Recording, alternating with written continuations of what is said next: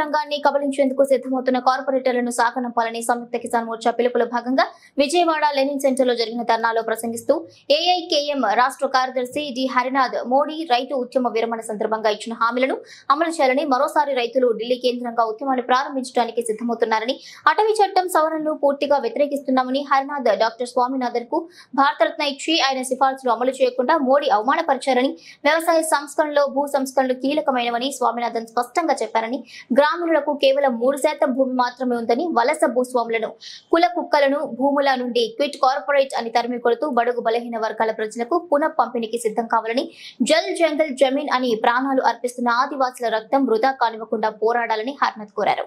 సంయుక్త కిసాన్ మోర్చా రాష్ట్ర కన్వీనర్ వడ్డే శోభనాద్రీశ్వరరావు తదితర రైతు నేతలు కూడా పాల్గొన్నారు. రైతు వ్యతిరేక విధానాలే దాదాపుగా 750 మంది అమరుల త్యాగాల ఫలితంగా దేశ ప్రధాని బహిరంగంగా వచ్చి క్షమాపణ చెప్పుకునే స్థితికి రైతాంగ ఉద్యమం అభివృద్ధి అయింది. 2024 ఎన్నికల్లో దాని ప్రతిఫలంగా ఉత్తరప్రదేశ్ లాంటి రాష్ట్రాల్లో ఎక్కడైతే రాముడు రాముడు అని భజన చేశారో అక్కడ కూడా ఒక దళిత మేధావి గెలవటం జరిగింది. ఏ రాముడు అక్షింతలు ఏవైతే ఉన్నాయో ఏ రాముడు కూడా ఈ మతోన్మాద ఫాసిస్ట్ శక్తుల్ని భారతదేశంలో అడుగు పెట్టనీయమని రైతాంగ ఉద్యమం ద్వారా ఒక హెచ్చరిక ఈ మోడీ ప్రభుత్వానికి జరుగుతుంది. మొదలైన ఈరోజు అర్థం చేసుకోవాల్సింది ఏంటంటే, భారతదేశంలో ఆ రోజున క్విట్ ఇండియా అని పిలుపునివ్వటం కానీ ఇందాక సోమనాథరావు గారు చెప్పినట్టుగా డూ ఆర్ డై అని చెప్పడానికి కానీ శత్రువు బహిరంగంగా కనిపించాడు.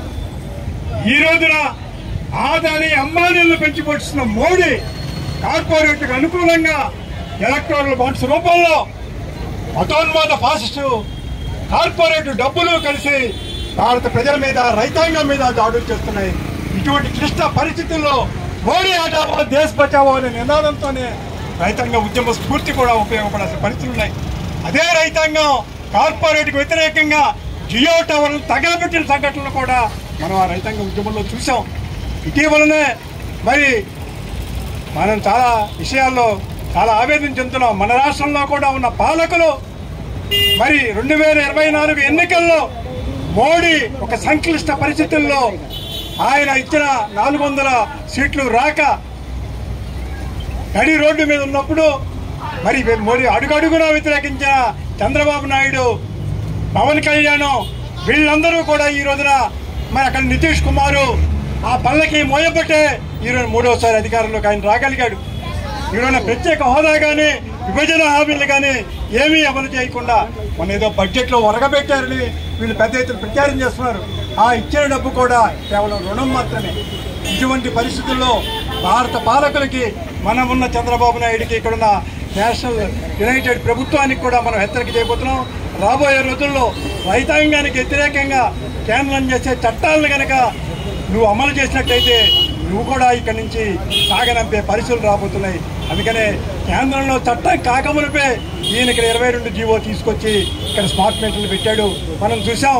రాయలసీమ నుంచి ప్రారంభమైంది, మరి శ్రీకాకుళం వరకు కూడా చేస్తే శోభనాథరావు గారి ఆధ్వర్యంలో పాదయాత్రలు చేస్తే ఆ రైతాంగం ఈ రోజున స్మార్ట్ మీటర్లు పీకేసి ఇది ఇవ్వడానికి వీల్లేదని చెప్పిన పరిస్థితుల్లో రేపు చంద్రబాబు నాయుడు కూడా అదే విధానాన్ని అనుసరిస్తే మననే వ్యవసాయ సంక్షోభం అంటేనే మనం కౌలు రైతుల సమస్య చూస్తూ ఉంటాం. ఈరోజు కౌలు రైతుల గుర్తింపు కార్డుల విషయంలో కూడా రెవెన్యూ అధికారులే స్వయంగా విచారించి వాళ్ళ కార్డులు మంజూరు చేసే పరిస్థితి రావాలి. అలానే మరి ఈ రోజున మనం చూస్తున్న 750 మంది అమరులయ్యారు. ఆ రోజున వాళ్ళకు స్మారక స్తూపం ఏర్పాటు చేయాలని స్వామినాథన్ కమిటీ సిఫార్సుల ప్రకారం రైతాంగానికి గిట్టుబాటు ధర కల్పించాలని ఈరోజు మరోసారి ఢిల్లీ వేదికగా రైతాంగ ఉద్యమం ప్రారంభం కాబోతోంది. అందుకని ఇక మోడీ ప్రభుత్వాన్ని కానివ్వండి, మోడీని అనుకూలించే పాలకులు కానివ్వండి, ఆ రోజున రైతాంగానికి బహిరంగంగా ఇచ్చిన హామీల ప్రకారం మరి సోమనాథరావు చెప్తూ ఉంటారు, 14,75,000 కోట్ల రూపాయలు కార్పొరేట్లకి రుణాలకి ఉపశమనం కలిగించేవాడివి రైతాంగానికి 2,50,000 కోట్ల కన్నా మించిపోదని చెప్తున్నారు. వాళ్ళకి రుణమాఫీ చేయడానికి సిద్ధం కాకపోతే చాలా ద్రోహం చేసినట్టు అవుతుంది. అందుకని 175 మందికి అన్నం పెట్టే వ్యవసాయాన్ని రైతులని కనుక కార్పొరేట్లకి నువ్వు ఊడిగం చేయాలని చూస్తే, అప్పగించాలని చూస్తే తప్పనిసరిగా నువ్వు తీవ్ర ప్రతిఘటనకు ఎదురవుతుందని చెప్తూ ఈ కార్యక్రమానికి అవకాశం ఇచ్చినారు.